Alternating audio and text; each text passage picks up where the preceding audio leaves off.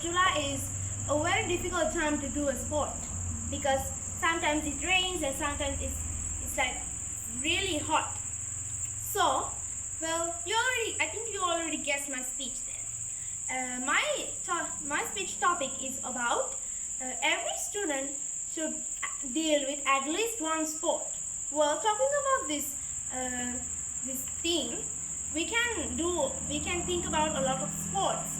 Uh, sports are sports can be divided into different kinds of things like uh, indoor sports and outdoor sports, and physical and mental sports like chess and football, like that.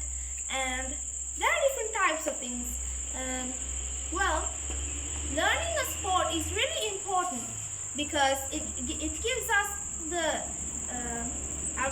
it gives us like a critical thinking knowledge. Like we can do a strategy for difficult times. It really helps us a lot during difficult times. And talking about sports, students these days don't care about sports because they have more important stuff such as studying for their future exams. And I'm not saying that studying is very bad, but we also need a tiny little time for at least doing a little sport like badminton or more like dodgeball or something. It's really fun to encounter with other people and discuss their ideas about a sport and their different strategies. Every human being is not the same, right? So we think in different kinds of ways we can and there are so many amazing sports in the world such as football, volleyball, cricket, and chess, hockey, ice hockey, skating, gymnastics. Well, some say gymnastics isn't a sport, but technically it does have more like sporty stuff because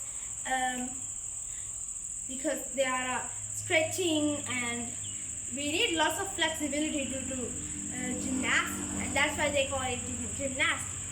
Well, in more like American schools and other foreign schools, there are also cheerleading. I don't see cheerleading squads in Sri Lanka, so I'm going to say I saw a lot of cheerleading quotes on YouTube videos in other countries, and cheerleading sounds really fun because we are cheering our team to win, and that is very helpful for the other sports because when we encourage them, they just become more motivated, and they think we must win this for our country, our school, or our hometown. It's really it's like a little battle, a war between two groups, and seeing those things makes people happy, and we can share lots of experience with each other, and making doing a sport it is also helps us with lots of problems like just for an example, we lose a game, we feel very sad, but in the meantime we feel great because the other one wins, and we can share our sadness and happiness with all of them, and that's one advantage we can get. Well, it is really interesting to know about different kinds of sports. Every year, every day, we make new sports when we made it look so fun, cheerful, and we love sports.